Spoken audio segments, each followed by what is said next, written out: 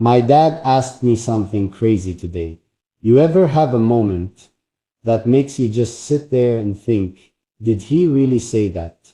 Because today, that was me, standing right in front of my dad, listening to words come out of his mouth that I never thought I'd hear. We were sitting in the same spot we always do, same chairs, same table, same quiet in the air that only breaks when he decides it's time to test what's really sitting in my chest.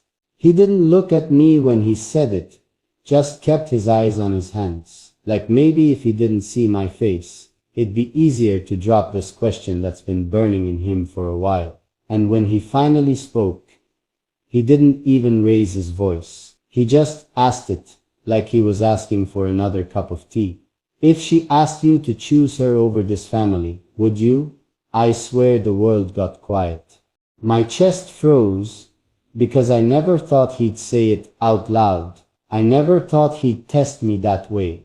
Push me to admit what he's been guessing, but hoping wasn't true, because he's seen it. He's seen how I stand softer when it's about her. How my storms bend when she walks in the room. How I drop my pride just to keep her heart calm, even when my mouth wants to fight. He sees all that. And I think it scares him. Not because he hates her, but because he knows I'm not like him. I'm not built to stand half in, half out. When I choose all the way. So today he asked me something crazy. If she asked you to pick her or us, I didn't answer right away. I just sat there looking at my own hands, thinking about all the nights I told myself it'd never come to this. Thinking about how she never once asked me to pick, but how my chest knew it always would. Because love like this doesn't fit inside the lines they drew for me when I was too young to fight back. Love like this makes you break your own safe to protect something bigger. And sitting there across from the same man who taught me to stand tall, I realized he didn't really want an answer. He wanted a lie. He wanted me to say, no, Dad, I'd never choose her over you. But that's not my truth. So I looked up and all I said was, you really want to know? And he didn't speak. He didn't nod. He didn't push. He just sat there, quiet, waiting to see if his son would fold or stand. And maybe my answer will break something. Or maybe it'll build something better than what we're pretending to protect. So there I was, sitting in front of him, feeling that silence stretch between us like a tight rope. He didn't move, didn't clear his throat, didn't soften what he'd asked. It just hung in the air. If she asked you to pick her or us, who do you stand for? And my mind was spinning because you know what? This was never about her making me choose. She never looked me in the eyes and said, pick me or them. She's never put that weight on my chest. She's never wanted me to lose my roots, just to hold her hand. But he can't see that. To him, love like this means losing something. A son's loyalty, a family's name, the picture-perfect line they worked so hard to paint for the world. So I sat there, staring at my own hands, thinking about how far we've come, how many times I swallowed my truth just to keep the peace, how many nights I'd walk out of her arms just to sit at this same table and pretend my heart wasn't somewhere else. And maybe he thinks that's love, bending for him, staying small for him, putting his pride above my own truth.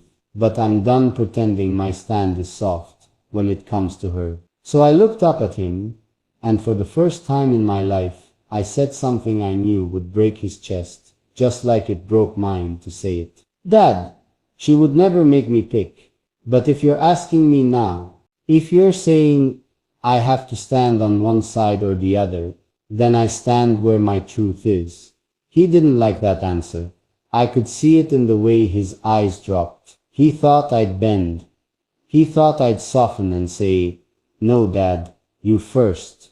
Always you. But the man who taught me to stand tall taught me too well, because now I stand even when it means standing alone. I told him, You can hate it. You can push me away. You can close every door you opened for me since I was a boy. But if you think I'll stand small for you just to lose what makes me real, you don't know me as well as you think you do. I didn't raise my voice. I didn't fight. I just told him the truth he didn't want to hear. And that truth was simple. She never asked me to pick, but if life forces me to, my heart already decided long before he asked. And my answer: it's not what he wanted, but it's the only stand that feels right in my chest. After I said it, after I let my truth land in that quiet room, he just sat there, not angry, not shouting, not breaking plates or throwing words like knives, just silent. And somehow, that silence cut deeper than anything he could have said. He looked at me like he didn't know whether to be proud or disappointed. Like part of him respected my stand, but the other part wished I'd stayed small enough to never make him feel this torn. I know what he really meant by asking it.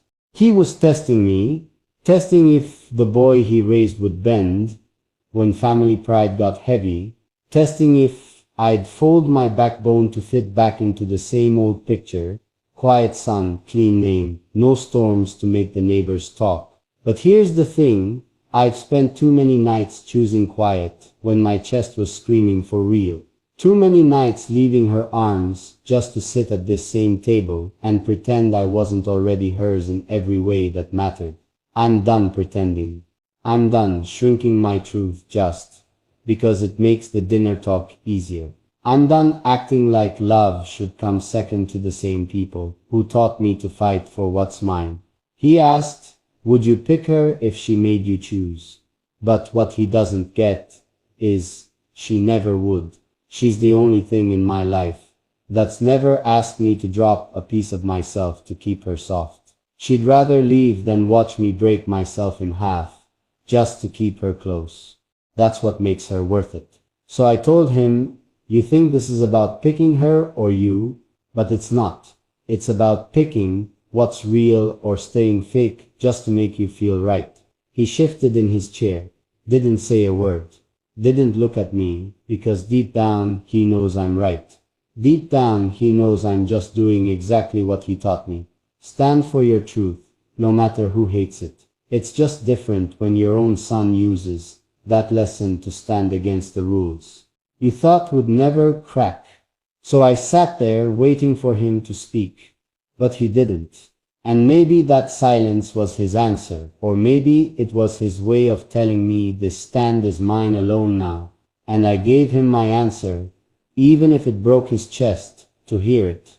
After he asked it, and I answered, there was no storm, no shouting, no slamming doors. Just that heavy quiet that tells you everything you need to know about the distance that's now sitting between two people who used to share the same roof. He stood up first, didn't look at me for a second. He just stared at his hands, the same hands that taught me how to fix things when I was too small to hold a wrench steady, the same hands that used to rest on my shoulder when he'd say, one day you'll be the man who keeps this family together. Now those same hands wouldn't even rest on my shoulder, because he knew, and I knew, that this choice meant I wasn't that boy anymore. I wasn't the son who would nod and keep his mouth shut just to keep everyone's pride untouched. My dad asked me something crazy today.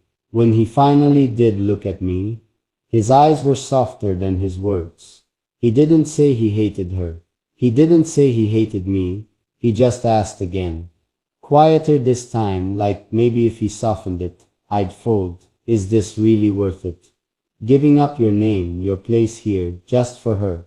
And I just looked him dead in the eyes and said, the one thing I know he'll replay in his head, just like I replay his words in mine. It's not about giving up anything. It's about standing for something. I'm not losing you to keep her. I'm just not losing her to keep you comfortable. He shook his head. Maybe he'll never get it. Maybe one day he will. But standing there, I knew in my bones that even if he doesn't, I'm still right where I need to be. Because choosing here doesn't mean I'm leaving my family. It just means I'm building my own, a new stand that doesn't bend for rules, that break people in half. A home that doesn't force her to question her worth every time she sits at our table.